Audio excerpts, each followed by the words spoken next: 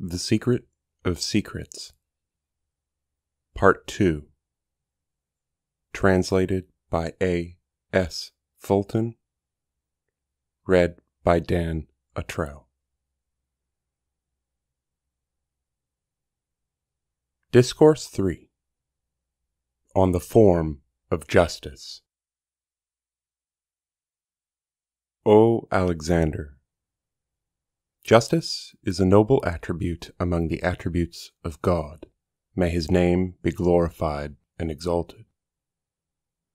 And the king whom God has chosen to rule over his people, and to whom he has granted the government of their affairs and power over their lives and properties and all other matters, is like a god, and it is necessary for him to resemble him in the attributes of mercy, wisdom, etc.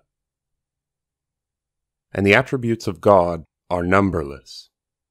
Therefore, O Alexander, right is opposed to oppression, and the contrary of oppression is justice. It is through justice that the heavens stand over the earth, and it was for justice that the holy prophets were sent. And justice is the form of reason which God gives to the most beloved of him. It is with justice that the earth is populated, kingdoms are established, people become obedient, savages are tamed, and the wild ones are civilized. Distant ones are drawn near.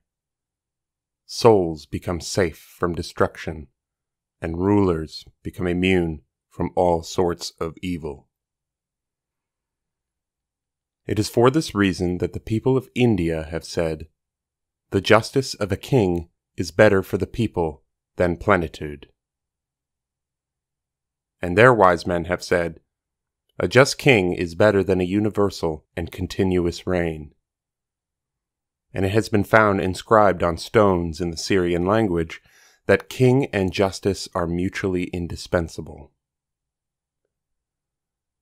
All things have been created from elements, and the cause is the action which has caused their being. And the doer is the all-wise and all-powerful God, and the accepting by the element of the influence of the action is the effect. The cause, which is the principle, is potential, and the effect is the existent. And it shows that the wisdom of the wise Creator and the reception by the principle of influence of the action according to what it is capable of receiving is justice. Therefore, it is plain that justice is of two kinds, apparent and hidden. Apparent justice is that which is manifest from the actions of the Creator according to its definitions of equality in weight and measure, since the word equity literally means equality. The hidden justice is the belief in the wise Creator and his creation, and finding out his words. I have stated before that a king resembles God in power, and therefore it is necessary for him to try to resemble him in acts as well, and to establish among his people such laws and customs as are in accordance with justice and divine commandments. And he ought to believe in them himself, for it is by belief and faith that law derives its power. And when the people see that the king believes in and follows his law, they will also believe in it and follow it, and they will become easy in their minds. And as there are various classes of people, the methods of justice among them are also different. Justice is a word which means equal division, removal of oppression, correctness of weights and equality of measures. It is a name that combines in itself the meanings of all kinds of virtues and noble qualities and magnanimous deeds. Justice is of various kinds. There is a form of justice which ought to be observed by governors in their government. There is another form of justice which a man ought to observe in his dealings with his Creator. Then there is a form of justice which ought to be observed by men in their dealings with each other. O Alexander, I have invented for thee a diagram according to philosophy, law, and divinity, which will inform thee of everything that is in the world, and which comprehends the government of the world, and comprises all the degrees and classes of the people, and the form of justice required for each of them. I have divided this figure according to the divisions of the heavenly spheres. Thou mayest begin with any division thou likest. It will lead thee to one next to it, like the continuation of the revolution of heavens. And as all forms of government, whether high or low, depend upon the world, I found it advisable to begin this figure with the world. And this figure, O Alexander, is the essence of this book, and the key to thy object. If I had not sent to thee anything else except this figure, in compliance with thy request, it would have sufficed thee. Therefore, study it with sincere thought, and it will lead thee to all thy objects, and will obtain for thee all that thou desirest, and make perfect all that thou lovest, if God will. The Circle of the Sphere. The world is a garden hedged in by sovereignty. Sovereignty is lordship exalted by law. Law is guidance governing the king. The king is a shepherd mustering the army. The army are dragons fed by money. Money is food gathered by the people. The people are servants subject to justice. Justice is happiness and the establishment of the world. Justice is the harmonizer and supporter of the world. The world is the foundation of the institution of state. State is the king who preserves the laws. Law is government governed by the king.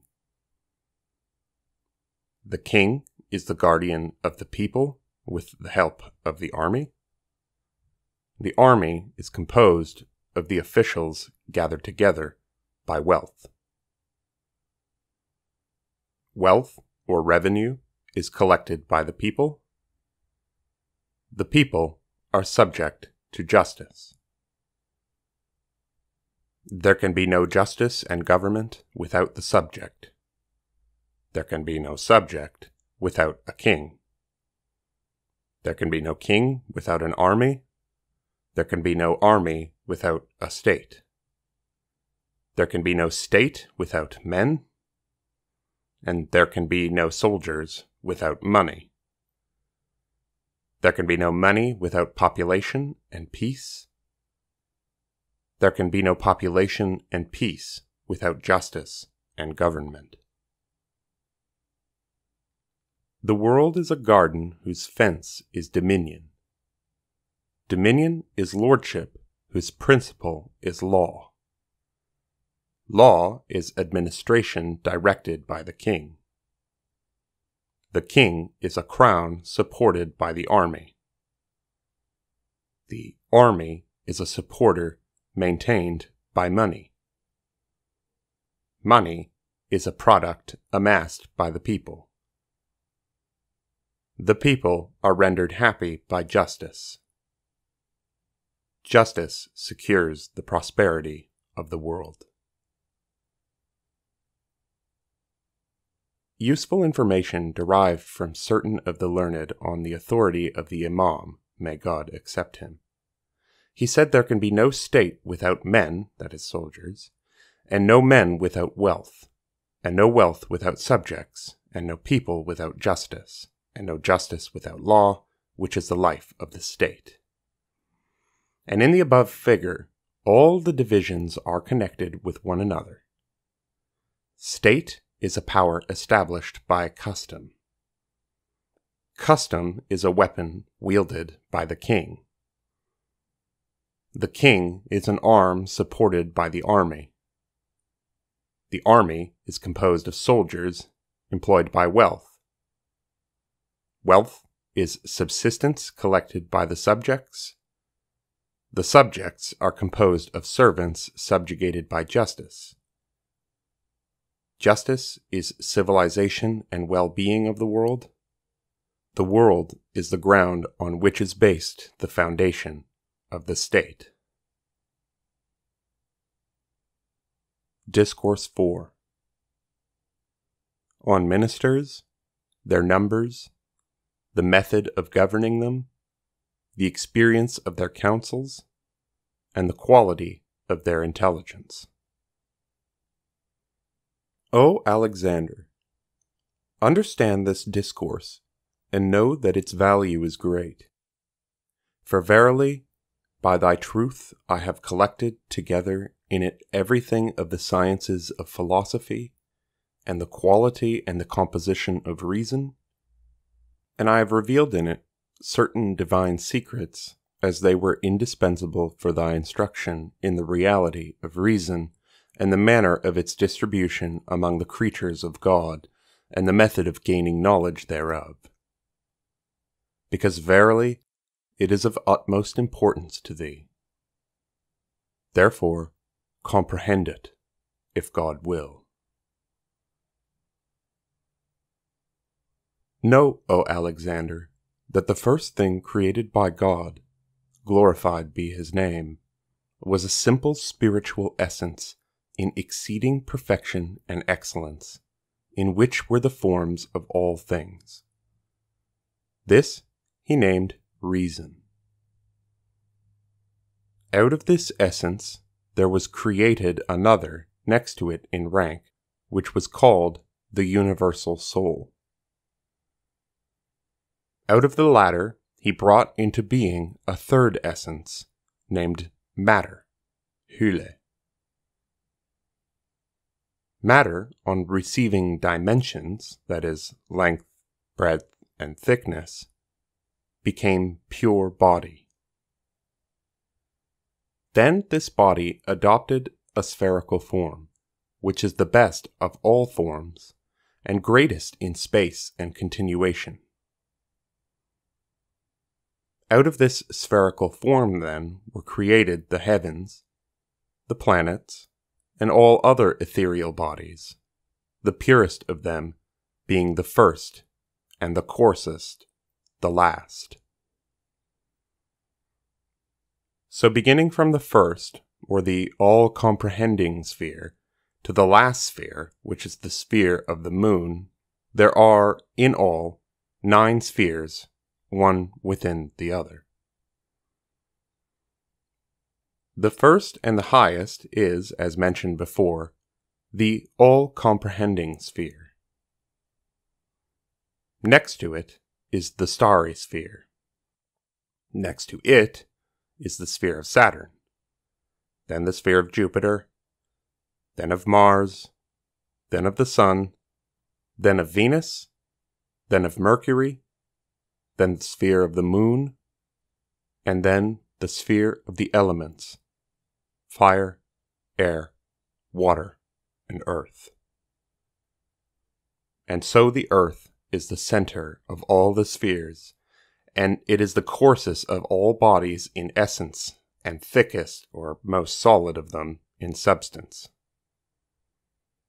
And when these spheres were arranged in one another as the wisdom of the Creator had decreed, in the wisest and the best arrangement, and revolved with their substance and their stars around the 4 elements mentioned before, and night and day, summer and winter, heat and cold followed one another, and when all these were mixed and tempered with one another, the finer mixing with the coarser, the heavier with the lighter, the warm with the cold, the moist with the dry, there were formed from their combinations, after long ages, various compositions, vegetables and animals. Minerals are all those materials which are formed inside the earth, at the bottom of seas, and in the hollows of mountains, from the pent-up vapors and rising smokes and the moisture closed in caves and the atmosphere. The preponderating element in all minerals is the earth. The minerals are gold, silver, iron, tin, zinc, and others which are known and exist. As for animals, every body that moves, feels, and transports itself from place to place is called an animal. The preponderating element in animals is air. Hence, vegetables are superior of composition to minerals, and animals are superior to vegetables. Man is the noblest of all animals in construction, and the preponderating element in him is fire. In the composition of man, there are united all the essences of creation, whether elemental or composite, because man is composed of a body which is coarse and material, and of the soul, which is a pure, heavenly, and spiritual essence. Therefore, it is necessary for thee, Alexander, if thou intendest to acquire the knowledge of the realities of all beings, that thou shouldst begin with the knowledge of thine own soul, as it is the nearest thing to thyself. Then thou shouldst try to know other things. Know that the universal soul is a spiritual power which has emanated from reason by the permission of God. Glory be to him. And know that it possesses two kinds of powers which penetrate all bodies as the light of the sun penetrates all particles of the air. One of these powers is the perceptive, or intellective, and the other is the active. And God has gifted it with 7 faculties, namely the attractive, the retentive, the digestive, the expulsive, the nutritive, the formative, and the productive. These faculties work in the formation of the body of man. When the seed is deposited in the womb, it takes 9 months to be completed. And when this period comes to an end, the power of the animal spirit transports it, by the will of God, from that place to the open space of this house, the world, and begins another kind of action, which lasts for 4 years. Then there comes the power of speech, which interprets the names of things perceived. Then it takes up another course of action, which continues until the child is 15 years old. Then he acquires the power of reasoning, through which he distinguishes between the meanings of the things perceived. Then it takes up another course of action, which continues till he is 30 years of age, when he acquires the power of wisdom, through which he comprehends the meanings of intellectual facts. Then it takes up another course of action, which lasts till he is 40 years old, when he acquires the angelic or spiritual power, which helps him toward the knowledge of God. Then it takes up another course of action, which lasts till he is 50 years old, when he acquires the religious power which helps him to prepare for the next world. Then it takes up another course of action, which continues till the end of his life. And if the soul is completed and perfected before its departing from the body, there comes down to it the universal spirit, and takes it to the heavenly assembly. Then it takes up another course of action until it is united with the sphere of reason and the approved object of the universal soul. And when God created man, and made him noblest of all animals, and commanded him, and prohibited him, and appointed him for punishments and rewards, he made his body like a city, and his reason its king. And he appointed for that king 5 ministers in order to help him in the government of the body, and to obtain for him all that he needed, and all that was useful for him, and to warn him against all that was hurtful and injurious to him. This king cannot exist and cannot be perfect without those 5 ministers. And he gave to each of those ministers a particular uniform which should distinguish him from his companions, and a peculiar quality not possessed by anyone else. And by their united judgment, all his affairs were governed, and his actions performed. These 5 ministers are the 5 senses: the eyes, ears, tongue, nose, and the hands. The faculty of the eyes is to see its objects, which are of 10 kinds: light, darkness, color, body, form, place, distance, proximity, motion, and rest. The faculty of the ears is to hear sounds, and they are of 2 kinds: animal and lifeless. Animal sounds are of 2 kinds: intelligible, as the speech of man, and unintelligible, as the neighing of a horse, the braying of an ass, the whistling of birds, etc. Lifeless sounds are such as produced by the coming in contact of 2 pieces of wood or stones, etc., and such as the sound of thunder, or the drum, and the lute. And know that every sound has a tune, a note, and a condition, and the soul of every sound is its music.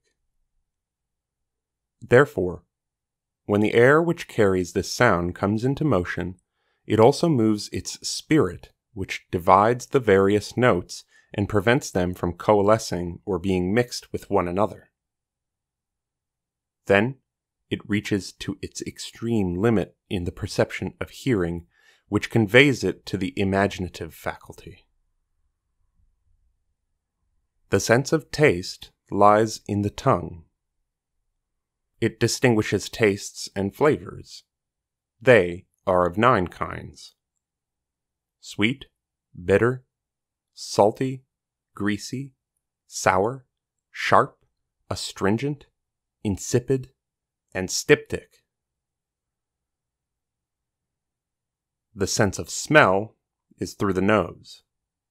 It distinguishes between odors, which are of 2 kinds: pleasant and unpleasant. The sense of touch is in the hand. Its objects are heat and cold, roughness and smoothness.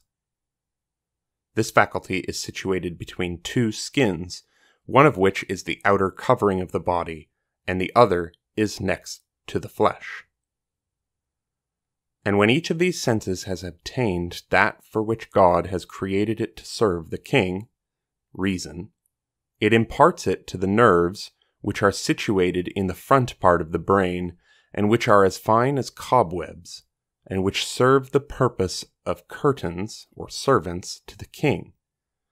And the said nerves carry it to the front portion of the brain. Then all the perceptions of the senses are presented to the faculty of imagination, which passes them on to the cognitive faculty, which is situated in the center of the brain, so that it may look into them, judge their meanings, and know their harms and benefits, and act accordingly.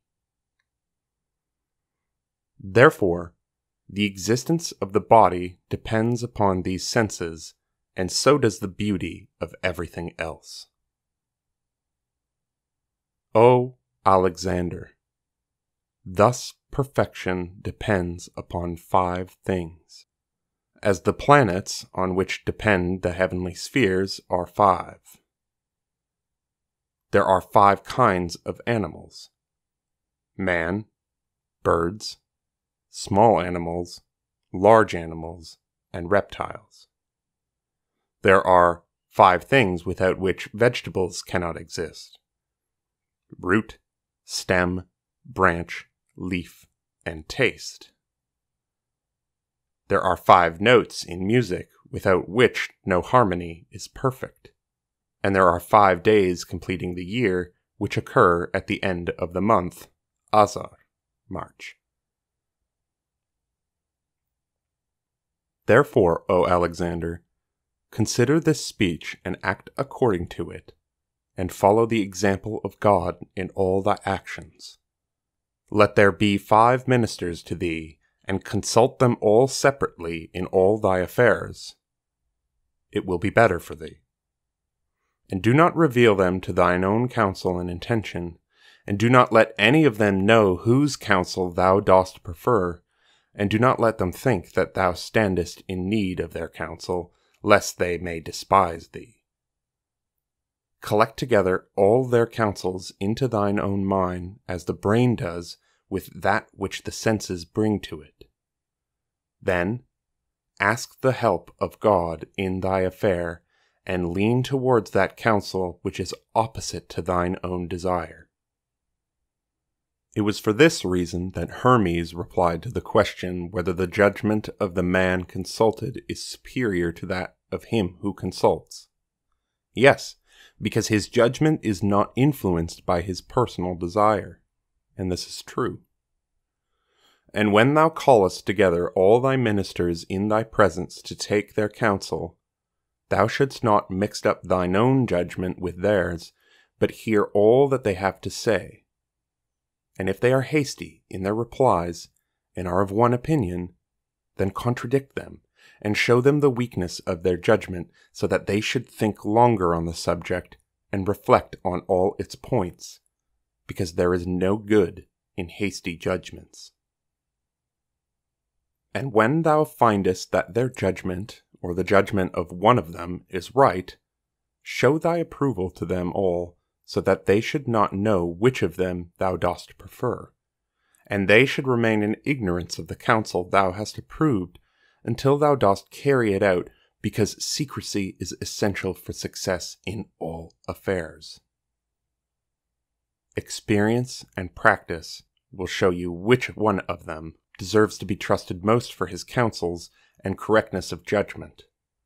Because a minister's counsel and his care in the management of thy services shall be according to his love of thyself and his desire for the continuance of thy sovereignty. Beware of giving preference to one of them over another in gifts, precedence, and other matters, for verily many states have been ruined in ancient times owing to the rivalry of ministers and their being given preference one to another. And do not show more favor to a younger man than to an older one, except when the counsel of the younger one happens to be superior. And I say to thee, O Alexander, that counsel depends on the body, and when the body grows decrepit through age, counsel also becomes weak. Also, correctness of judgment depends upon nativity. Everyone is born at a certain hour, and his subsequent proficiency in arts and his successes or failures in his undertakings depend upon the influence of the stars ruling over his nativity.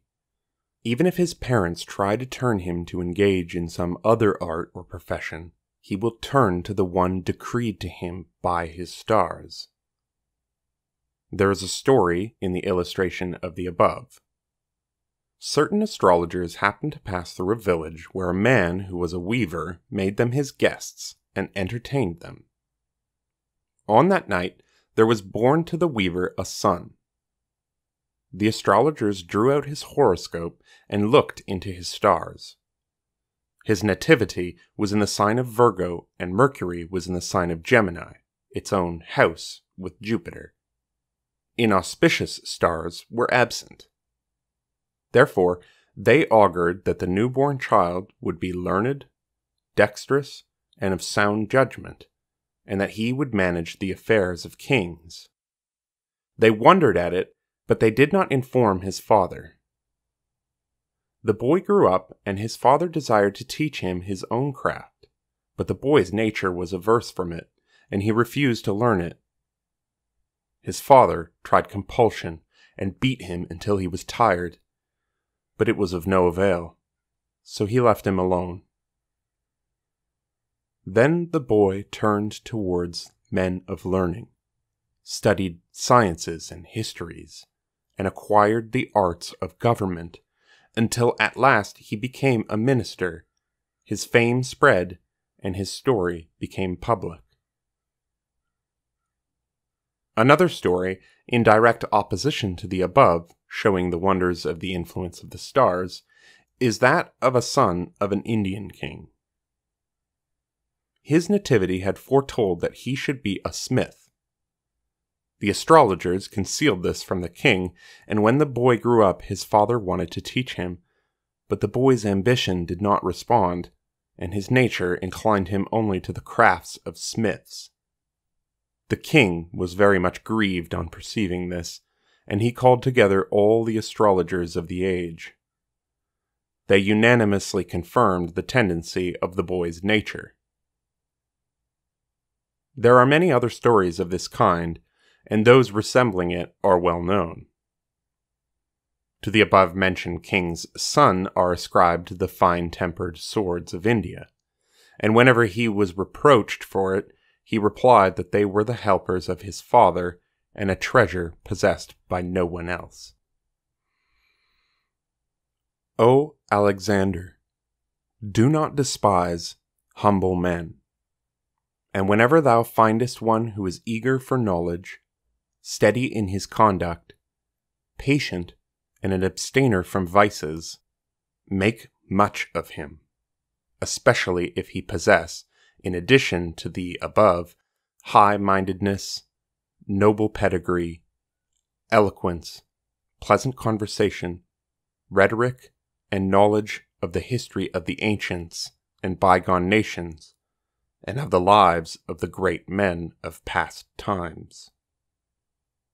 Value the friendship of such a man, and if besides the above-mentioned qualities he possesses sound judgment, discretion, purity of soul, and strong and firm faith in thy laws, and practices them, no one deserves better than he to be a minister and manager of the state.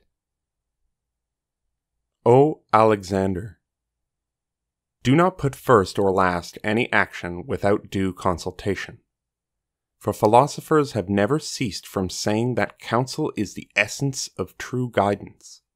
And it is written in the books of the Persians that one of their kings took the counsel of his ministers regarding a most important secret affair of his state on which his power depended.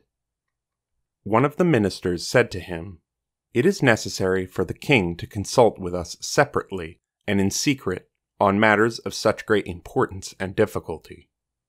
For doing so is more conducive to secrecy, more prudent for counsel, and more befitting to ensure safety, and it saves us from being suspected of the treachery of another. If the secret is revealed to one only, he will take care not to divulge it. It is not necessary to act thus in all matters, but only in rare circumstances. It is always best for a king to call his ministers together and to consult with them publicly in all matters great or small, as we have stated before. As some ancient philosophers have said, a king of sound judgment is assisted and strengthened by the counsels of his ministers, as a river is augmented by the help of its tributary streams, although the river may be independent of their help. By prudence and counsel is obtained what cannot be obtained by power and an army. And it is written in one of the books of the Persians, a king advised his son, saying, "Always take counsel, for thou art but a single man, and consult with him who reports to thee concerning the infidels, and takes advantage of an opportunity against thy enemy, and prevents thy enemy from taking advantage of an opportunity against thee. And let not thy appreciation of thine own judgment or thy high station prevent thee from adding to thy counsel the counsels of others. For if their counsel is better than thine own, thou mayest accept it, and if it is weaker than thine own, thou canst do without it. O Alexander, the best and most emphatic of my advice to thee is this, that thou should never be content with only one minister, for doing so will ruin thy subjects, and thy state, and thy army. It will harm thy interests, and will turn away the hopes that people have in thee into other directions too numerous to describe. If thou canst not find 5 ministers with the qualities described above, thou must have at least 3 of them. For the least support for anything is made of 3 numbers. The medium is 5, and the most perfect is 7. For the heavens are 7, and so are the earths. The planets are 7, and so are the days of the week. The revolutions of the moon are 7. The days of joy are 7, and so are those of sorrow. And the number 7 is found in many other things, too numerous to relate. One of the methods of trying thy minister is this. Give him to think that thou standest in need of money. If he counsel thee to draw upon thy treasury, and to make this to appear easy to thee, then verily he is no treasure for thee. And if he suggests to thee the advisability of extracting money from the people, this policy is of the worst kind, and it will lead thee to incur the hatred of the people. And if he offer to thee his own wealth, and entreat thee to make use of it, be certain that he is truly loyal to thee. Be grateful to him, and value his services. For verily, money is loved by all souls, and no one is willing to sacrifice it for thee, unless he prefers thee to himself. Also examine thy ministers by giving them gifts and presents. And whomsoever thou findest greedy thereof, he shall be of no good to thee. Because the ministers whose sole object is the acquirement of wealth serves thee for his own gain, and not for thy sake. Verily, the love of gain corrupts judgment, and it is an incurable disease. For the more he gains, the more he wants. And the greed of a minister leads to the ruin of the state for many reasons. For such a minister can be easily led by thy enemy, by being bribed to destroy thee. It is advisable for this reason not to allow a minister to leave thy presence, and to bind him not to hold any communication with any other king, either by correspondence or through messengers. And if thou findest a minister doing so, reproach him immediately, for human nature is very much subject to influence and temptation. The best of ministers is he who is always present before thee and is obedient to thy will, who will go against himself and the world in order to please thee, who will sacrifice his wealth and position for thy sake, whom nothing can turn against thee, who will not leave thy door morning or evening, and who possesses the following qualities. Firstly, his limbs should fulfill their functions perfectly. Secondly, he should possess a good understanding, quick appreciation of everything said to him.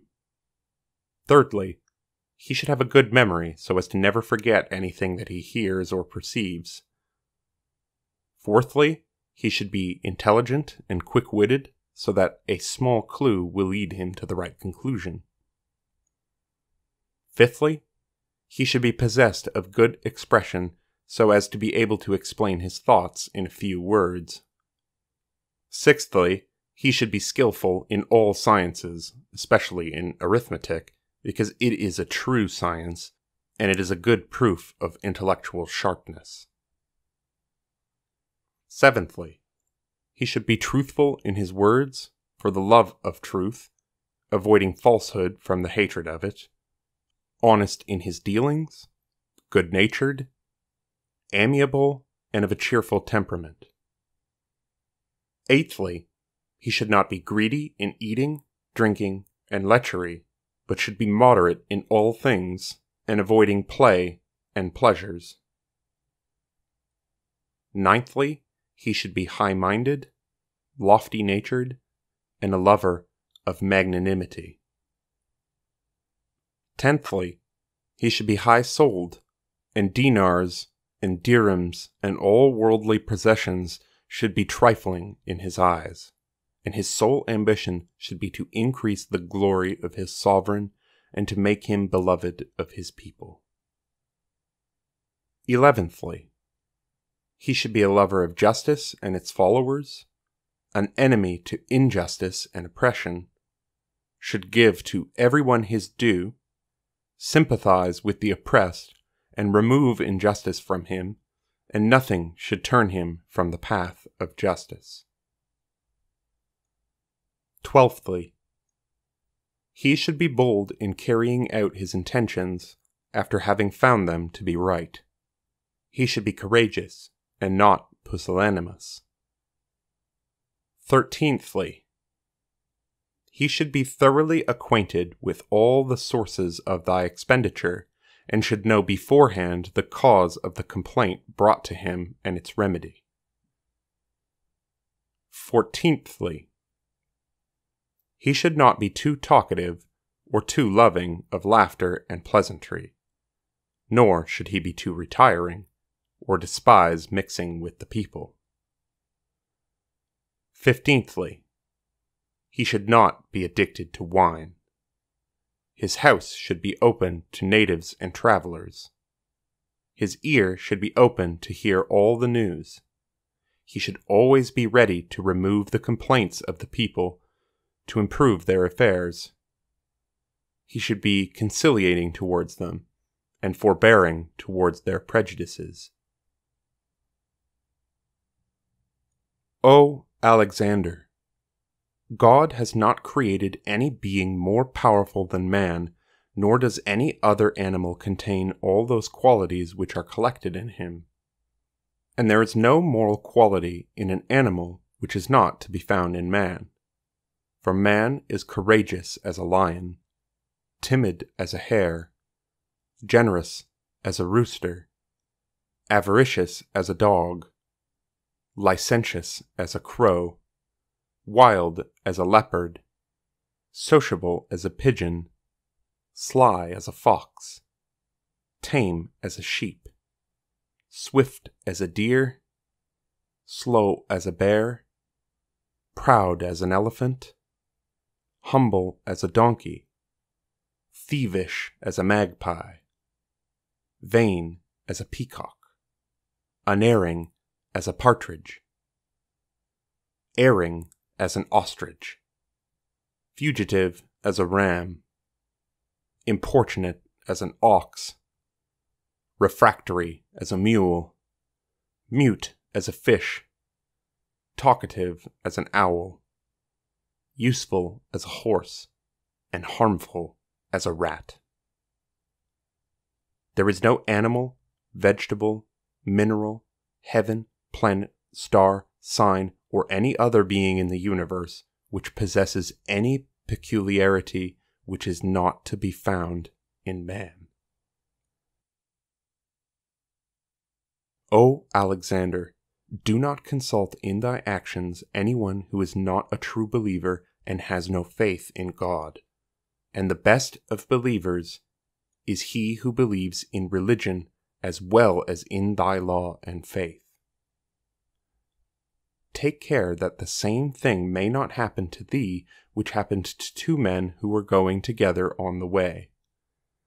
One of them was a fire worshipper, a Zoroastrian, and the other was a Jew. The fire worshipper was riding a mule which he had trained according to his own nature, and he had on the mule all his necessities, and the Jew was walking on foot. He had neither any provision nor any belongings. And while they were talking together, the fire worshipper said suddenly to the Jew, "What is thy religion and faith?" The Jew replied, "I believe that there is one God in heaven, and that I am his servant. I seek of him good for myself and for him who agrees with me in faith.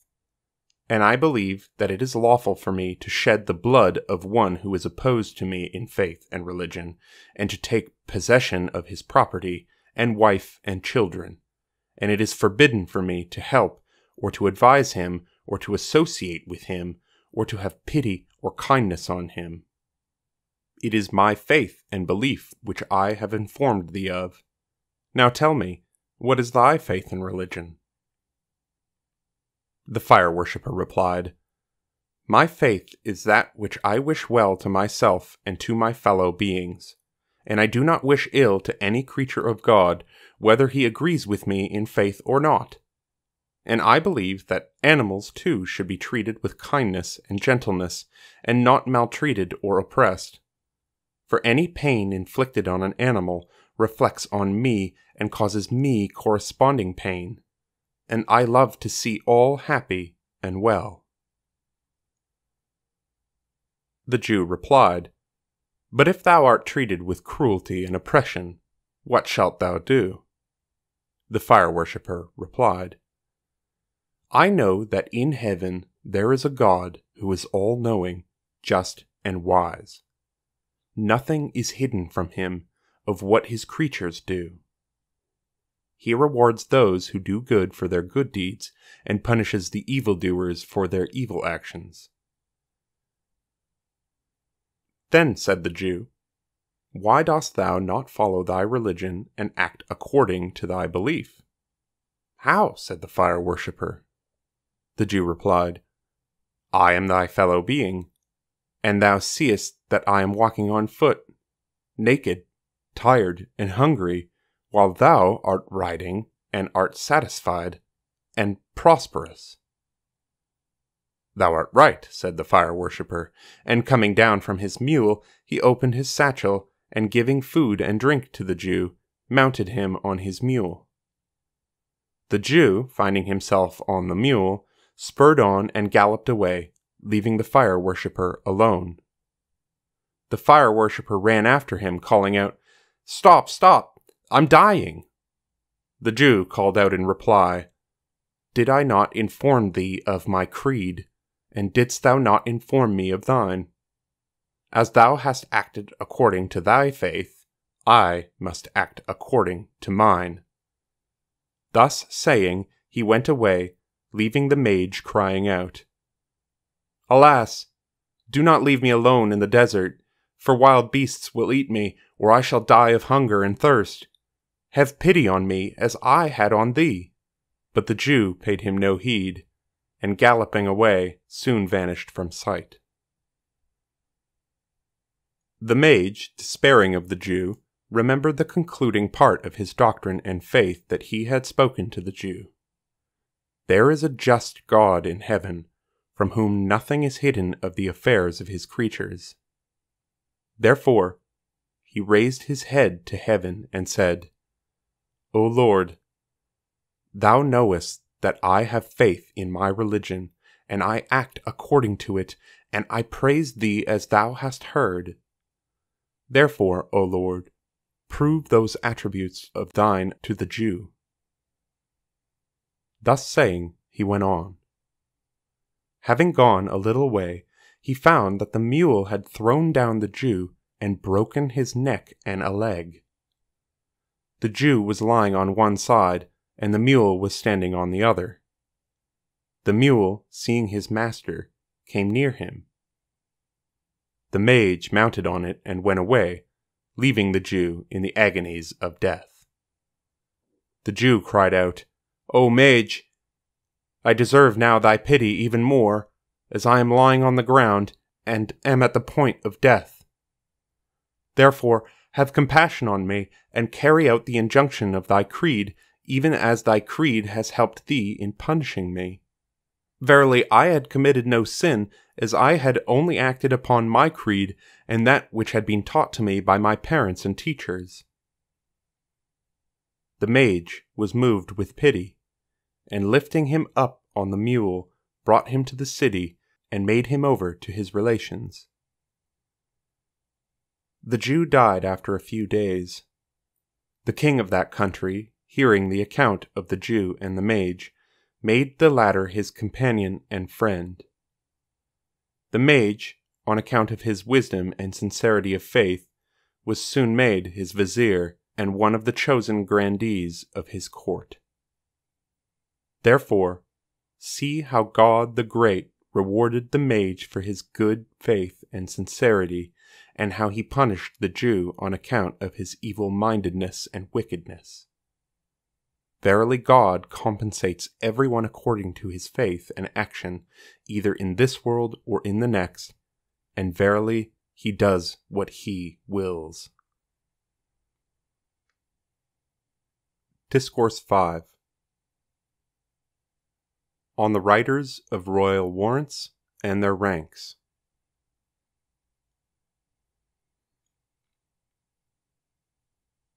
It is necessary for thee, O Alexander, to select writers of thine orders, a thing which is the clearest index of the extent of thine intellect, and the efficacy of thine understanding, and the opportunity for those virtues through which thou mayest become worthy of the name of good government among all thy nobles.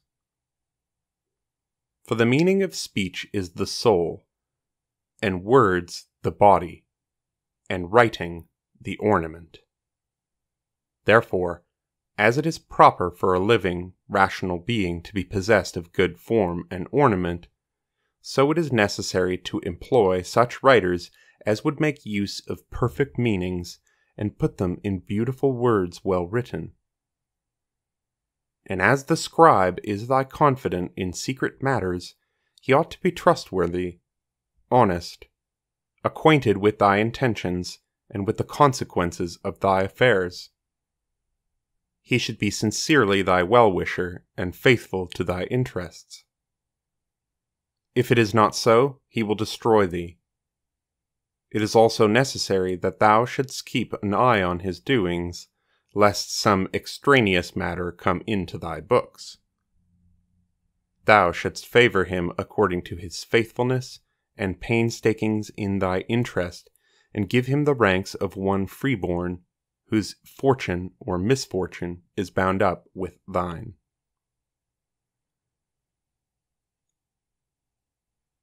Discourse 6. On his ambassadors, their qualities, and the policy to be observed in sending them.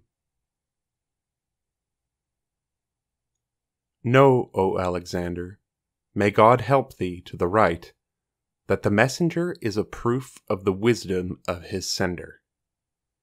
He is the eye in what he sees not himself, his ear in what he hears not in person, and his tongue in speaking for him in his absence. Therefore, it is necessary that thou shouldst choose men of thy court who are perfect in wisdom, judgment, dignity, appearance, and honesty, and who are beyond all suspicion. And when thou hast found a man of this sort, employ him as thy messenger, entrust him with thy message, and confide in him. After that, he knows thy desire. Give him no further orders, since thou hast already examined his intelligence, eloquence, and honesty, for probably he will discover the right course by himself. But if he be not possessed of these qualities, then let him be a trustworthy and faithful man, who will not add or take away from thy message, who will remember thy advice and carefully note what he hears, both when receiving his message and its answer. And if thou canst not find even such a one, then let him be a man possessed at least of faithfulness, who will deliver thy message in the right quarter, and bring back to thee its answer.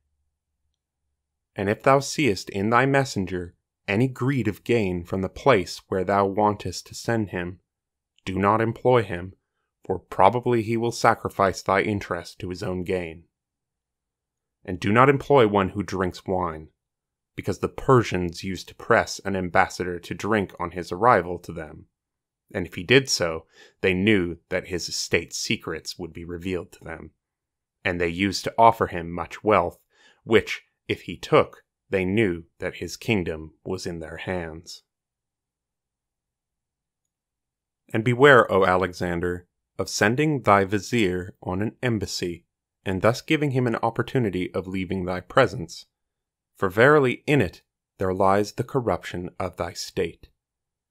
And all of the qualities required for ambassadors that I have enumerated above depend on the trustworthiness and faithfulness of your ambassador. And if these are wanting, he will betray thee on the receipt of presents and bribes. He will commit perfidy in the duties thou hast entrusted to him, and thine administration will suffer in proportion to his treachery.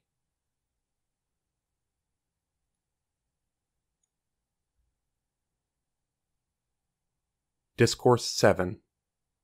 On the superintendence of his subjects and their taxes.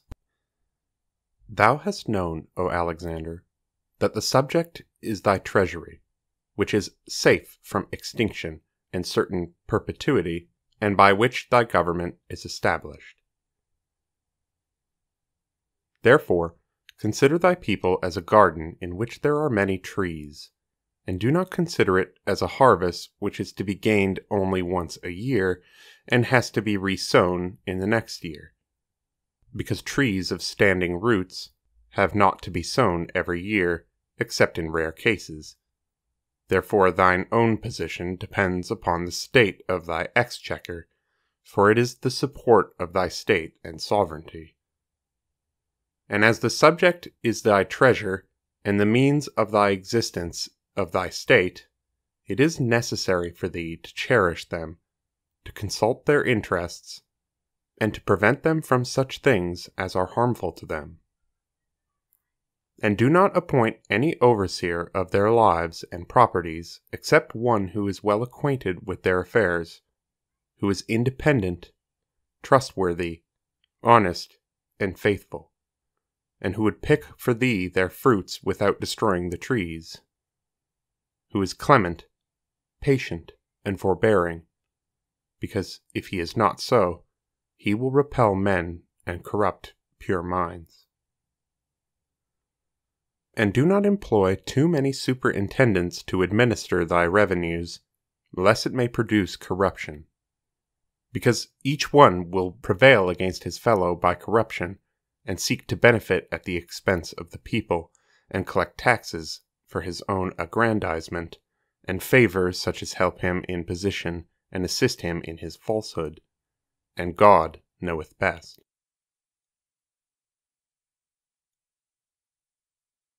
Discourse 8. On the policy regarding the officers of his army and the soldiers. O Alexander, armies are the essence of state and the glory of the empire, and thy sovereignty depends upon the method that thou employest in arranging thine army, which should be such that thou shouldst remain acquainted with the affairs of all of them, whether far or near, and it should be easy for thee to know their number, and to call any number thou wantest without delay or confusion. The least number of the chief officers should be 4. Verily, I have said 4, because there are 4 points of the earth: back, front, right, and left. And so there are 4 cardinal points: north, south, east, and west. Therefore, appoint an officer to each point.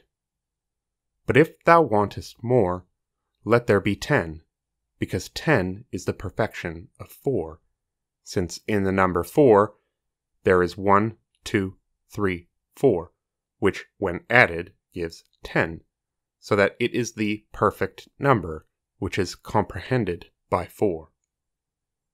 And let each one of the officers have under him 10 sub-officers, each of whom in his turn should have under him 10 other officers, and let each one of the officers, emirs, have under him 10 sub-officers, nakibs, each of whom in his turn should have under him 10 other officers, qa'ids, and each qa'id 10 arifs, and each arif 10 privates. All of these make 100,000 warriors. So when thou wishest to guard one direction with 10,000 men, order all the sub-officers, the nakibs, with 10 qa'ids each, that is 100. And draft with each qa'id 10 arif, that is 1,000, and draft with each arif 10 privates, that is 10,000. And when thou wishest 100 men, order only a single qa'id, and let there be drafted with him 10 arifs, which having 10 men under him, which amount to 100. And if thou wantest only 10 men, thou hast to order a single arif, and let there be drafted with him 10 men. Thus thy labor will be lessened, and time saved for other affairs. As everyone has to look after 10 men only, there's less confusion in the forces, their duties are simplified, and thine own business is kept well ranged. There is also necessary for an army a prudent, learned, trustworthy, and honest writer, skillful in discernment, in order that no error may arise in the army in distributing their allowances, whereby their minds should be corrupted. And when thou hast come to know anything of that kind in him, remove him from them. Let his dismissal be done before them publicly, so that they may know why he has been dismissed. The writer should, moreover, be good-natured and easy of access. He should not be irascible, and should not employ himself in any other occupation, except that of serving their interests. Thou must also possess the instrument which is needed by kings in peace and war, and wealth, whether thou movest or remainest still.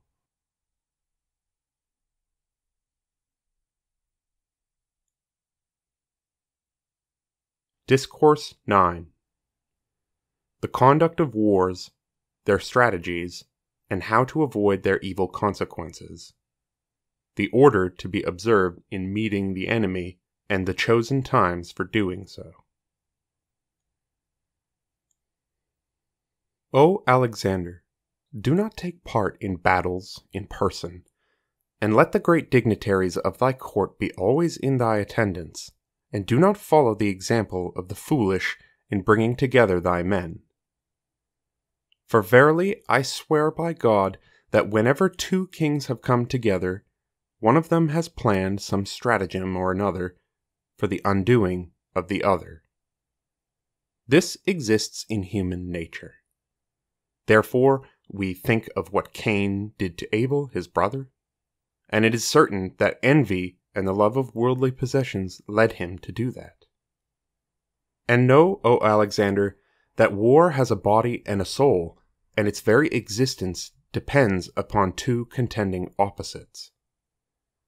The soul of these 2 contending forces is the belief of victory entertained by each one of the 2 parties, and their body is the meeting of the 2 armies.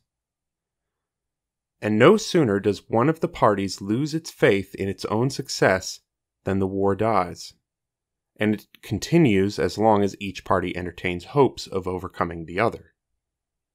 Therefore, let thy efforts be directed towards rousing the zeal of thy troops and impressing upon them that thou wilt be successful, and that thou hast proofs thereof. Show it to them by learned arguments, whereby their souls may be strengthened. Talk to them familiarly, and promise them gifts and rewards which thou must perform in time. And know that thou fightest either in aggression or self-defense. Therefore, if thou meetest one who has invaded thee, let thy efforts be directed towards securing a strong defense, well fortified with instruments of war, watchkeepers and scouts, who should keep up a lookout night and day. Let thy camp be against the side of a mountain, or be situated close to it, and let there be plenty of water and provisions in it, although they mayest not need them. And let there be plenty of frightening and terrific sound-producing instruments, for verily they will inspire thy men with courage, and those of thy enemy with fear. And let thy army be clad in different kinds of armor, some of them in mail shirts, others in cuirasses, and others in horse armor. And when thou sendest out a detachment to meet the enemy, send with them the artistic images, wooden battlements with archers inside of them, and incendiary machines. They will help to inspire thy men with confidence, and thy enemies with fear. And they will pelt thy enemies with arrows and fire. Draw up thy army in the order we have described afore, and put thy swordsmen and wrestlers on thy right hand, and the spearmen on thy left, and thy javelin throwers, archers, throwers of fire, producers of frightening noises, and makers of various motions in the center. Let this force occupy a raised ground overlooking the enemy. Thus they shall have to look up at thee and watch thee, and knowing that thou art watching all their movements, they shall fear thee. Thou shouldst watch thy enemy attentively, and when thou seest disorder in any part of the enemy's forces, direct thy attack on that part, and use firmness, which is a great help. Verily, very few armies have been defeated in ancient times except by losing heart and giving in to fear. Employ numbers of men to lie in ambush and produce frightening noises. It is a means of giving an exaggerated opinion of the number of thy forces, and of inspiring thy men with joy and courage. Thou shouldst make use of covered pitfalls and slippery ditches in the path of the enemy whenever they are found necessary, for wars are carried on by stratagem, and you must keep away thy own men from them. Keep with thee many beasts of burden of Khorasan, for they frighten the horses, and they will form a refuge in time of need. This is a reference to elephants. And if thou art laying siege to thy enemy, use heavy stone-throwing machines as catapults and slings, and make use of poisoned arrows. And if thou gettest possession of their watering place, poison it, and undermine their fortifications. Be on guard against night attacks, for it is a matter to beware of. By means of night attacks, armies are routed, and wealth, arms, and beasts are plundered. And do not pursue a defeated enemy to a long distance, for it is an act of treachery and cruelty. And if thou canst, let all thy affairs be strategic and cunning, and let fighting be thy last resource. To do so is more prudent for the safety and honor and position, and for the preservation of thy army. The Indians are possessed of cunning and treachery in war, and they have no bravery. And the Scythians have determination, but no power. And the Dialemites can strike heavy, but are low-spirited and have no courage. And the Turks are possessed with great courage and much stupidity, but are suitable for war. Therefore, employ plenty of them, and keep them nearest thy person of all thy troops. And thou shouldst pit against each of the nation soldiers of their own kind. And do not let a small matter grow great, but settle it before it attains importance. Let all thy affairs, public or private, be guided by the approval of astrology, as I've mentioned before. O Alexander, when thou intendest to tie thy standards, let it be done in the ascendant of the sign of Leo, and let the moon and its friend be sound, that is, auspicious. Let the moon be in a good position in the ascendant, and let the lord of the ascendant be in one of the houses of Mars. Let the moon be overlooked by Mars from the third house. See that every work thou desirest is naturally in accordance with the planets and their houses, and see that the planets and signs connected with the nature of the work are auspicious, for this is the chief matter. Remember prudence, and resolve, and obedience, if thou wouldst be rightly guided. If thou desirest this, make the ascendant the road, and the 7th house the town and place thou journeyest to, and the 10th house the object of thy journey, and the stake of the earth its result. Beware of starting on a journey when the moon is unlucky, or under the rays, or in the 6th or 12th. Also, beware of Mercury being under the rays of the sun, or in retrograde. But when it is auspiciously in the ascendant, it is a sign of success, especially if it is Jupiter, and it is in the middle of the sky. Then it predicts the fulfillment of the object and its completion. If it is in the 7th house, it foretells the success of the action, joy, and happiness, and attainment of the object. If it is in the stake of the earth, it prophesies a completion of the matter and a good result. But beware of the moon being in the act of coming out of the house of the 4th to the sun. And if thou findest auspicious planets overlooking the sun from the 4th house, thou shalt soon return safe and successful. And if thou startest a war, let the lord of the ascendant be in the house of Mars, in the middle of the sky, and let Mars be overlooking it with a friendly aspect. Let Jupiter be in the 4th house, and let the moon be good, for it is in all journeys the most potent sign.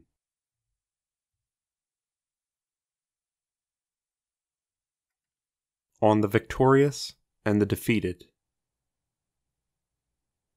An indispensable thing for thee, O Alexander, is this, that thou shouldst find out the name of the person thou art going to fight with, and do not engage in battle unless victory can be computed. This is one of my secrets which I used to practice when I was in thy royal company, concealing it from thee, and which I am now disclosing to thee, according to our covenant. It is one of those mysterious sciences which God has inspired me with and directed me to through his mercy and wisdom. See page 251 for a graph. The following pages have been omitted. They are a description of tables and how they would resolve various configurations of combatants in a battle. We are going to pick up again at page 252 with the beginning of Discourse 10.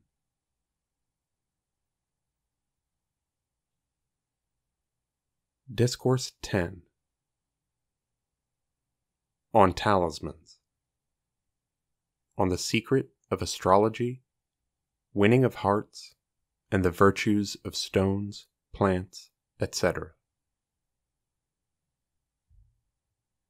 O Alexander, thou hast understood from what I've previously written to you more than once, that the essence of the whole world, low or high, near or far, is one and the same. There is no variety in its substance, but there is variety in its accidents, and its existence depends upon images and forms. Hence, there is no variety in itself, but there is a great variety in its forms. Therefore, the first variety which thou seest in the physical world is of 4 kinds, that is, the 4 elements and those things which are created from them, namely the mineral, vegetable, and animal kingdoms. And every physical body in the universe has its prototype in the spiritual world, the latter being the cause of the existence of the former and ruler over it. Hence, all physical forms are governed by their relative heavenly bodies. This law of nature has given rise to the science of talismans. These ethereal bodies are fixed in the heavenly spheres, and the 7 governing planets reflect their forms in their own lights, as the eye and the polished bodies reflect the forms and images of material objects, and thence they cast down their shadows toward the earth, according to the decree of their painter and maker. Then everything in the mineral, vegetable, or animal kingdom is stamped with those types of which it is capable.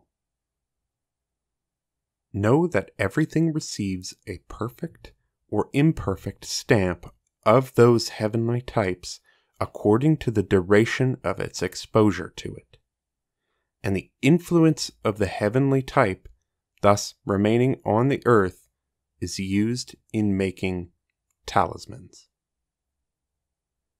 The best talisman is that of Saturn, who is the elder and the father of all other planets. Next to it is that of Jupiter, who is the sage of the heavens. Next to it is that of the smaller luminary, who is swift of motion and master of many wonders, the moon. Let thy observation be made at a time when its light is not cut by its vicinity to the other planets, and its rays auspicious if the talisman is made for the good of anything, and otherwise if it is prepared for the ill of anyone. I shall give thee an example of it which is indispensable for thee, and I shall explain to thee the method of procedure, God willing. Know that those who are endowed with clear intellect and good memory for acquiring knowledge, and who can find out the hidden through that which is apparent to them, having reached hidden truths of this deep and mysterious science, they observed extreme caution and miserliness in communicating it to others, despite being of such a universal benefit. They did so from the fear that they may come to share this knowledge with those who did not possess sufficient understanding for it, and because God's wisdom has decreed that his gifts should not be equally divided among his creatures. But, thanks to God, thou art not one of those who are debarred from knowing these mysteries, but thou art fully worthy of it. And when one desires something, he seeks it. And he who seeks and labors deserves success, either by his reaching his object or his object coming to him. How many secrets and mysteries, partial and universal, there are in this world! People pass by them, turning their faces away from them without seeing them or understanding them. It's because their minds are bent on something else, and their objects are different. Now I'm going to inform thee of those things which thou canst perceive in this world with thy senses. They are of 2 classes, matter and form. Form continually exists without increase or diminution, but matter does not exist at all times. You see only the forms of animals, vegetables, and minerals externally existent. They never grow more or less. It is only matter of which they are composed in various combinations of the elements that is not constant. While matter may be massed together or diffused, form remains permanent and changeless. And the cause of the permanence of forms is the reflection of their types from the planets as mentioned before. But this reflection too undergoes continual changes according to the motions of its planet. And their continuance depends upon their increasing action on matter. And the motions, powers, and actions of those forms are according to the temperaments of their planets. And the property that prevails most on their actions of the forms shall also prevail most on the temperaments of their bodies, as God has willed it. Therefore, it is necessary for thee, according to what I have said and explained, that thou shouldst know the motions of the celestial sphere and its signs and planets, and the fixed and retrograde stars, and the signs of Sagittarius, Pisces, Gemini, and Virgo. And that thou shouldst know the various spiritual bodies working on the signs and the planets. And that thou shouldst know the motions of the 7 planets, and of the head and the tail of the dragon.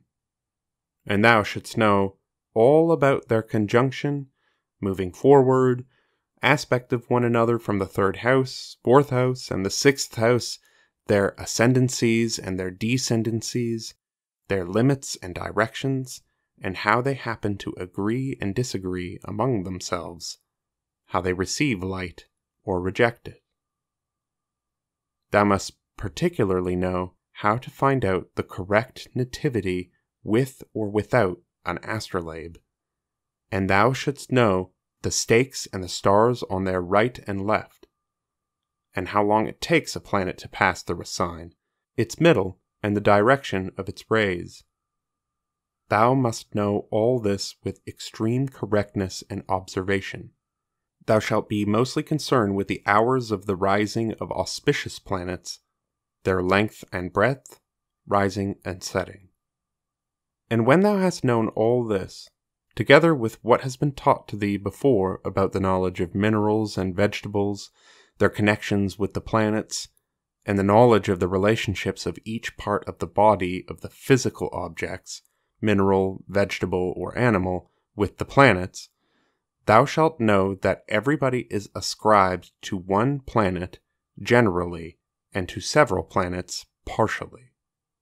Man, for instance, is ascribed to the sun, but in detail, his head is also related to the sun. Similarly, minerals are related to Saturn, and specifically lead is also related to the same planet.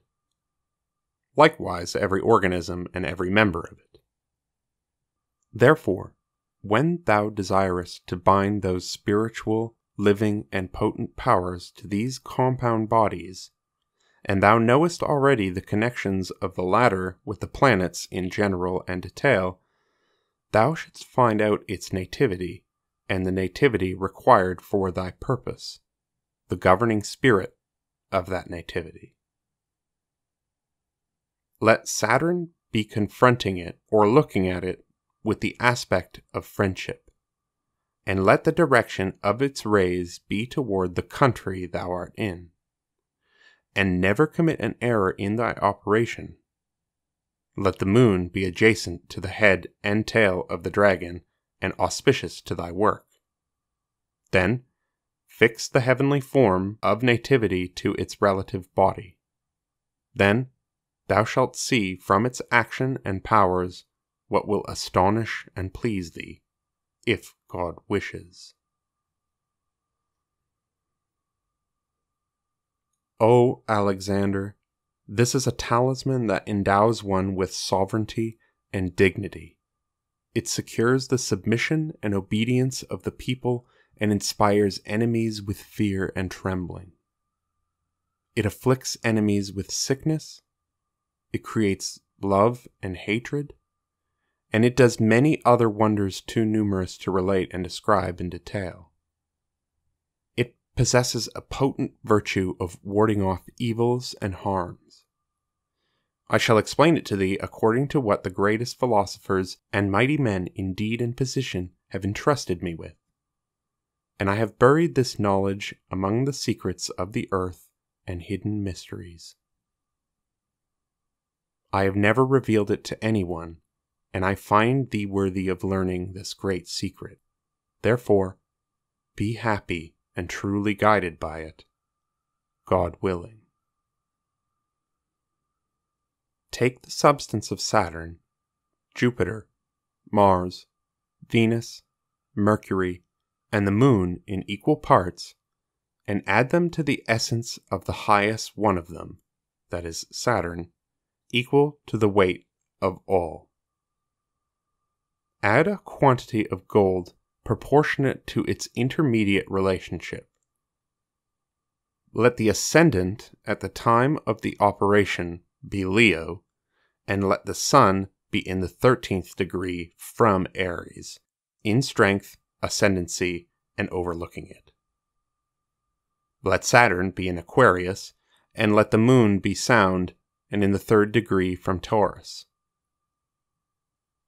Let Jupiter be with Sagittarius, Mars in Virgo, Venus in Taurus, and Mercury in Virgo or in its ascendancy. But the best time that can be desired is when the Moon is in conjunction with the Sun and Jupiter is in some good or agreeable situation. If possible, let it be when Jupiter is at its height and strength and Saturn looking at it with a benign aspect, and each one of them should be throwing its look upon another, that is its rays, after receiving light. And beware of the time when the master of the middle of the heavens should be of a weak light, and let the fixed stars be in the degrees of their auspiciousness. When all the above conditions have been complied with, gather together all the substances by melting them on Thursday morning in the hour of Jupiter. Then make out of it a signet ring. Inlay it with a square piece of red ruby, and engrave upon it the image of a lion with a black man riding on it. Let there be a standard in his hand, and let him have 2 wings and a crown on his head. Let there be in front of him 6 men without beards and having wings like some kind of birds. Having done all that, wear that ring on thy finger, for in it there lies all the benefits enumerated above.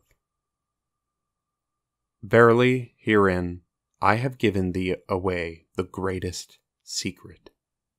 May God help thee to preserve it, and may he guide thee to its true knowledge.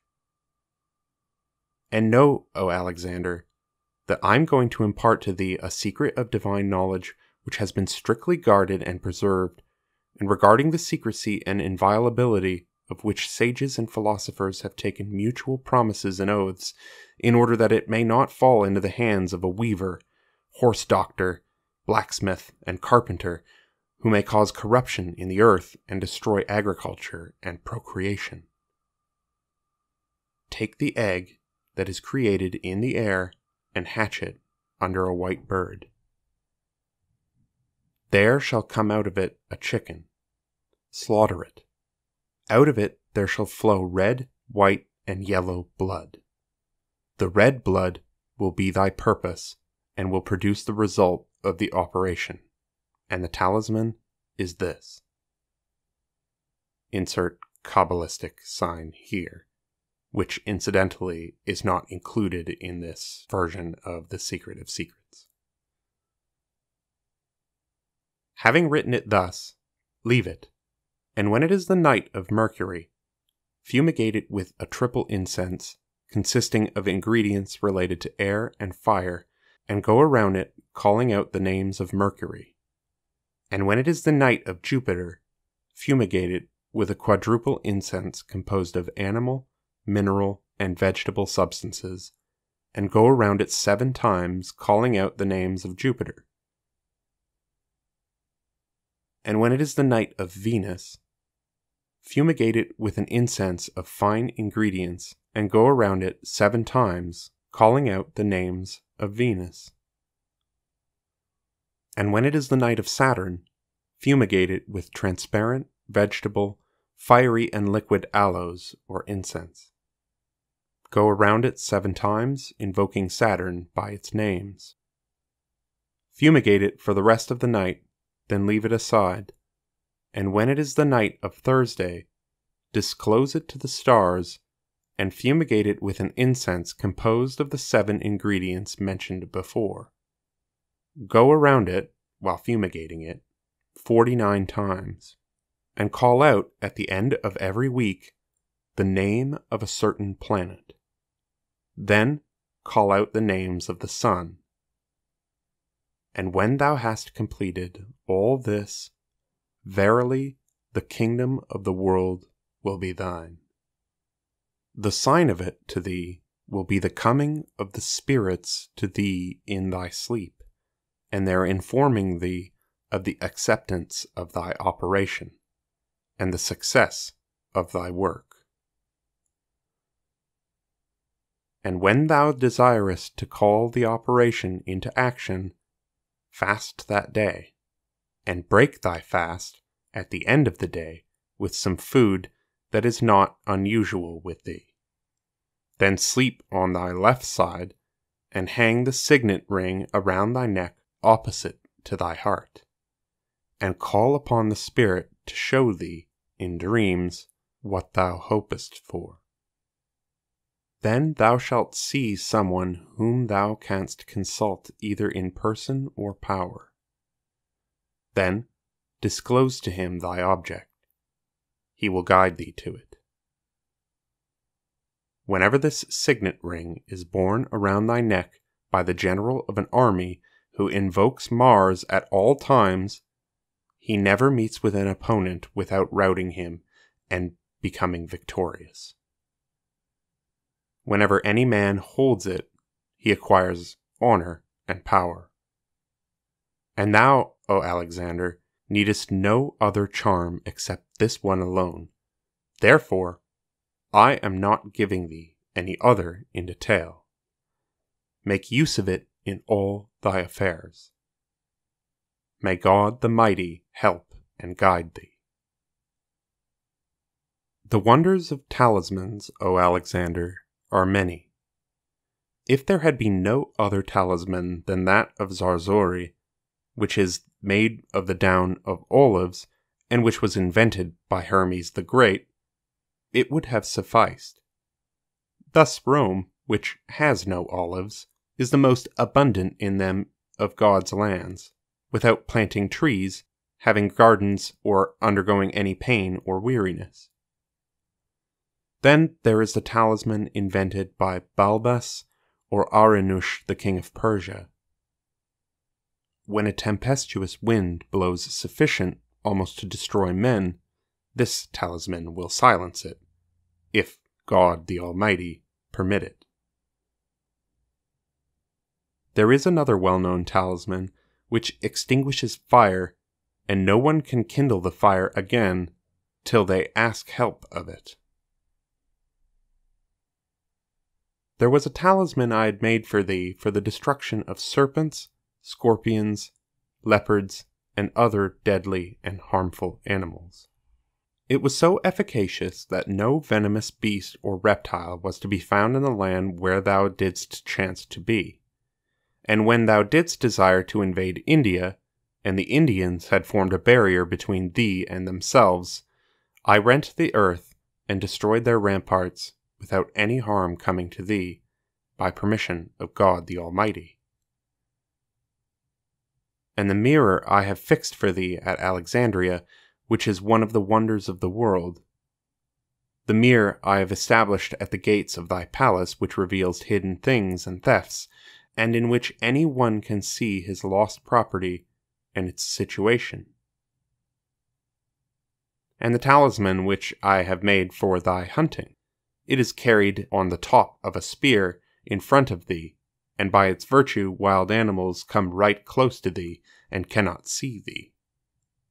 And the talisman of the brazen image which I have planted for thee on the rock on the seashore at the town of Alexandria, to which the fish come from all directions, so that they can be caught with the hand without casting nets or any other trouble. and thou hast many other wonderful things made by me, which are too numerous to mention. And thou hast seen, O Alexander, what happened to thee with regard to the talisman which was bound for the protection of the buried treasure I told you of in the pyramid of Attrell. It has caused the people whom thou hast ordered to dig it to go to sleep, so that I made for thee a talisman to counteract its action, and thou didst gain that treasure. Some historians say that there was found in this treasure on which there was a talisman a tomb made of gold whose length was 10 yards, height 2 yards, and breadth on the top a span. Inside the tomb there was found a coffin in which there was a corpse perfectly preserved in body, hair, and eyes.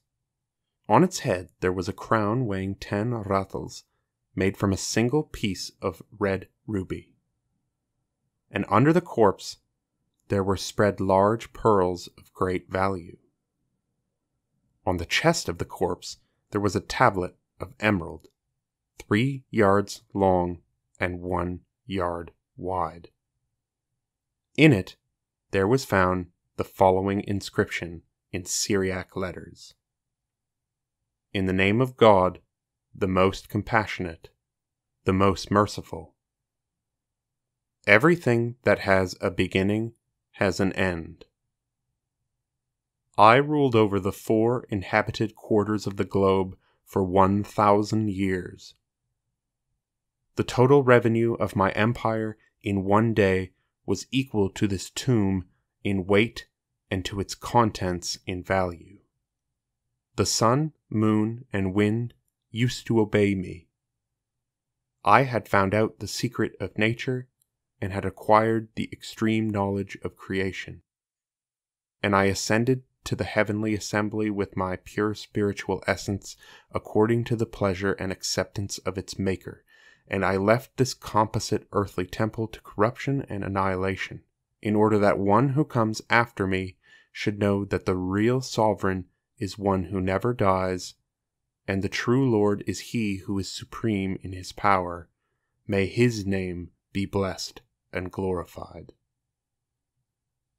Information on the sublimation of hard substances and the spirits to which belong the eagle, one of the birds of prey. Similarly, all that is in the stones which I mention to you here is according to how I have described them. I am here going to impart to thee a mighty secret. May God help thee to guard it and improve thee by knowledge of it, if it be his will. Take the animal, vegetable, and mineral stone, the stone which is neither a stone nor has the nature of a stone, although it is created resembling some stones of mountains and mines, for it also resembles vegetables and minerals. It exists in every place and time and with every man. It has all colors, and in it there are present all the elements. It is the microcosm. I shall name it to thee according to its common name. Take the egg, the philosopher's egg, divide it into 4 parts, each part being a nature or element. Then, compound it equally and temperately in such a way that the various parts should join but not counteract each other.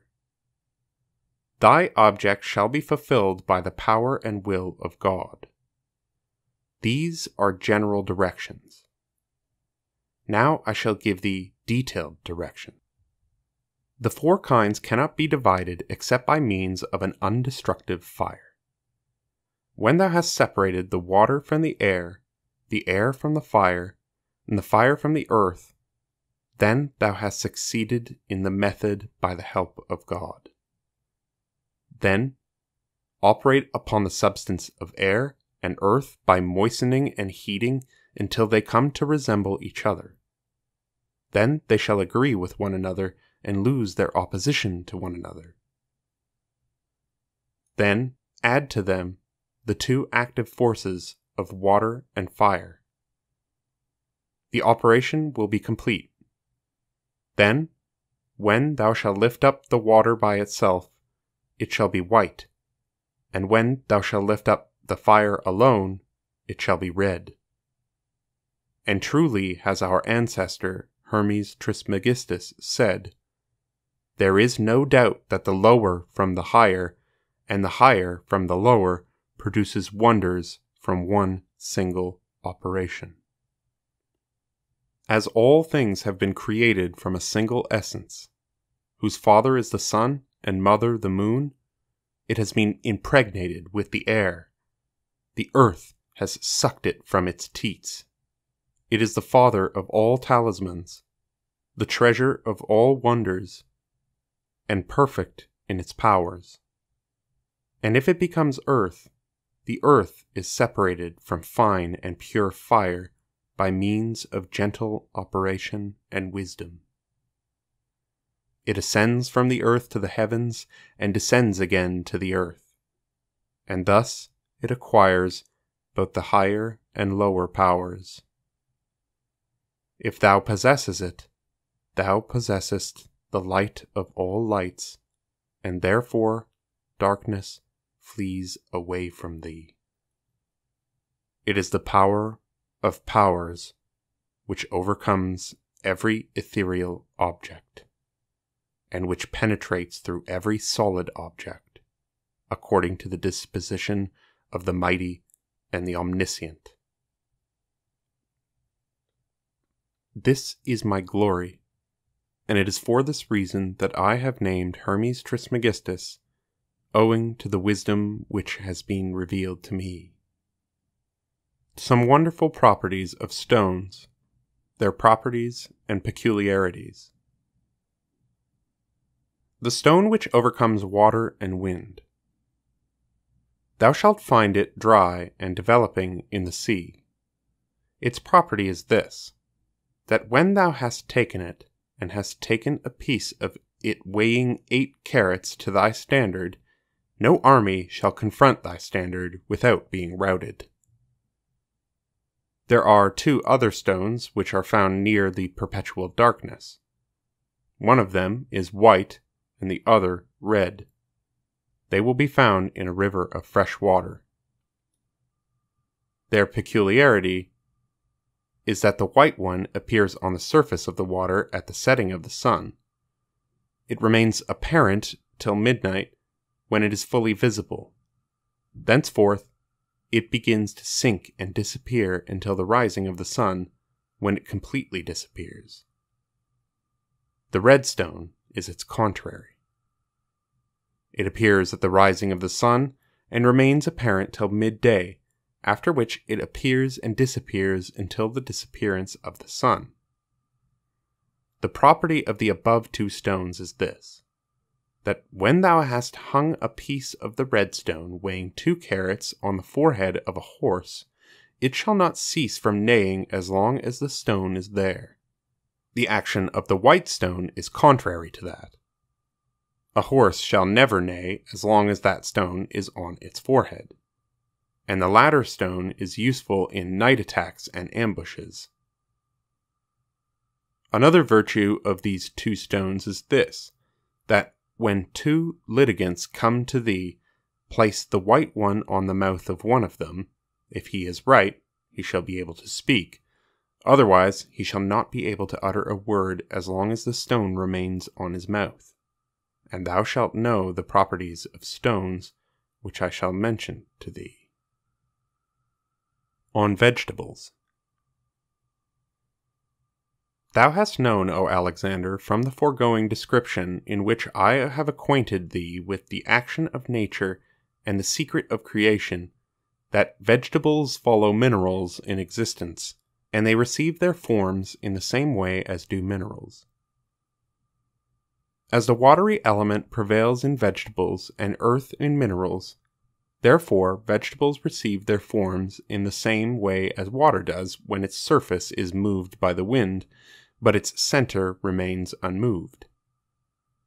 If thou wert to blow upon a drop of water, it shall be elongated and split up, and its center will remain. Then, according to the laws of the drop, from being round, it shall become, when stretched, triangular, like the shape of some herbs, or square or pentangular, or any other of the shapes found in vegetables. And as the prevailing element in vegetables is water, the heavenly force related to it, namely Jupiter, is ever engaged in dissolving water. In short, every planet creates that which resembles it. Saturn creates earth, Jupiter water, Mars air, and the Sun fire. And the planets do not produce their bodies, but only their actions which belong to them perpetually by the help of the universal power which is above the powers of these heavenly bodies. But in order to make it more plain, I must explain to thee a little more regarding the properties of these vegetables. For it is in the knowledge of the properties of things that philosophers are distinguished from one another, as it is in the knowledge of the action of their natures that physicians vie with one another. And I inform thee, O Alexander, that all those vegetables which do not blossom belong to Saturn, and those which do blossom are related to Jupiter. Then these kinds are mixed with one another. Hence there are some which bear fruit without blossoming, as the date tree, which is related to Saturn and the Sun conjointly, and those that do not bear fruit but blossom. They are related to Jupiter and Mars. There are others which are planted, others sown, and others grown up without either planting or sowing. Hence it is apparent from what I have said that every vegetable possesses a property matching the power of a planet. And the originals of those properties are the powers that endow them with their specific attributes, as color, taste, smell, and form. And the universal soul arranges in order these properties, powers, and natures because they are its particulars, and it fixes them and sustains them for the time of their being. Know that there can be no action without movement, and no knowledge without limits. Therefore, may God lead thee to the right path. Find out the kind of vegetables which cause sickness, and the kind that remove sickness, and the kind that create joy, and the kind that create sorrow, and the kind that makes one loved, and the kind that causes one to be despised and hated, and the one that produces true dreams, and the one that produces merriment, and the one that produces sloth and languor, and the one that destroys the body entirely, and the one that cures it and frees it from hurtful poisons. And I shall explain to thee in detail, so that thou mayest understand it more clearly. The kind of vegetable that causes dignity and honor is a tree which possesses folded leaves of a conical form. Its fruit also resembles a cone, and its branches are green, and its smell is fragrant. Whoever plucks it in his own name and holds it in his hand acquires dignity and honor. It is also useful for insect bites. There is another herb that stands on a long stem and has long, soft leaves with white stripes in them. Upon him who carries its slender stem, it works the same effect. There is another tree whose leaves are dyed. Its branches recline on the earth, and it has a sweet fruit and fragrance. Whoever carries it with him becomes merry, bold, and courageous. He defeats everyone who fights or strives with him, and it is outwardly in all its forms. There is another tree which is planted and not sown, and has long leaves. Its entirety appears before its blossoms. It has one blossom in which there are 3 other long blossoms of red color and sweet smell. Whoever eats it becomes joyful and laughter-loving, and whoever touches a woman with its blossoms, plucked with its root and leaves, she lovingly inclines toward him. It is acceptable to everybody. There is another kind of herb whose virtue is contrary to the preceding one. It is a kind of grass called darufshun. It grows in the land of China. It has many branches and small leaves. Its branches intersperse in threes. It has a very small, round, yellow seed, which is whitish inside when it is fresh and soft. If thou takest 7 grains or seeds of it, pronouncing the name of any one at any time when Taurus is in the ascendant and Venus and the unlucky signs are absent from it, and givest to that person those 7 seeds in some food to eat, love of thee is engendered and strengthened in that person's soul and heart. There is an herb that removes diseases. It is sown, not planted. Its branches are square in form, and its leaves round. It has blue blossoms and red seeds. Its smell is pleasant. Its property is of the sun at its height, and its nature watery and airy. Its smell cures headaches, cold, dizziness, sorrow, fear, epilepsy, and many other diseases. I have completed for thee, O Alexander, all that thou wast desirous of, according to thy stipulation, and I have performed my duties toward thee to the extent of thy claim upon me. So be thou strengthened thereby, and confirmed and happy, if God will. The book is finished with praise to God, and by his help and goodly support. The prayers of God be for our Lord Muhammad and his family and companions. Praise be to God, Lord of the worlds. Amen. Thus ends The Secret of Secrets. Translated by A. S. Fulton. Read by Dan Attrell.